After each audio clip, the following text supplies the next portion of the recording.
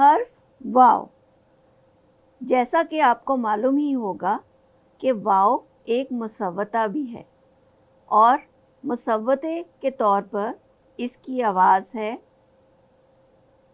جیسے کہ ہو، کو، رو، مور، مانو، او.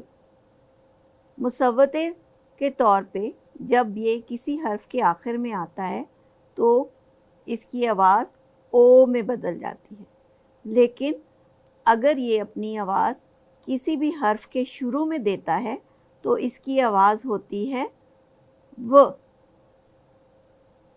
جیسا کہ وکیل، وکٹ، وہ، ورک، وردی، وقت، ویگن.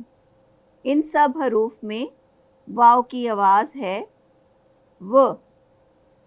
آئیے اب واو کی کہانی سنتے ہیں. اسد اور ارم کے چچا وکیل تھے. ایک دن وہ اپنا کالا کوٹ پہن کر دفتر جا رہے تھے. اسد اور داؤد بھیا باہر لان میں وکٹ لگا کر کرکٹ کھیل رہے تھے. اسد نے پوچھا، چچا جان آپ نے کیا پہنا ہے؟ وہ بولے، بیٹا میں ایک وکیل ہوں. جس طرح آپ کے اسکول کی ایک خاص وردی ہوتی ہے اسی طرح ہم وکیل یہ خاص کوٹ پہن کر اپنے دفتر جاتے ہیں. ارم پاس ہی بیٹھی ان کی باتیں سنتے ہوئے کتاب کا ورق موڑ رہی تھی. چچا نے دیکھا تو بولے، ارم بیٹا کتابیں ہماری دوست ہیں، ان کا خیال دوستوں کی طرح رکھنا چاہیے. ان کے ورق خراب نہیں کرنے چاہیے. ان کی مدد سے جس جگہ ہم نہ گئے ہوں ہم گھر بیٹھے وہاں کی سیر کر سکتے ہیں. اچھا اب میرے دفتر کا وقت ہو گیا ہے، باہر ویگن بھی آ گئی ہے، میں چلتا ہوں. آپ بیٹھ کر کتابیں پڑھیں اور اس کے ذریعے مختلف جگہوں کی سیر کریں.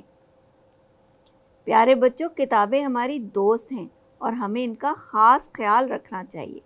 انہیں پھاڑنا یا خراب نہیں کرنا چاہیے. اگلی کہانی تک اللہ حافظ.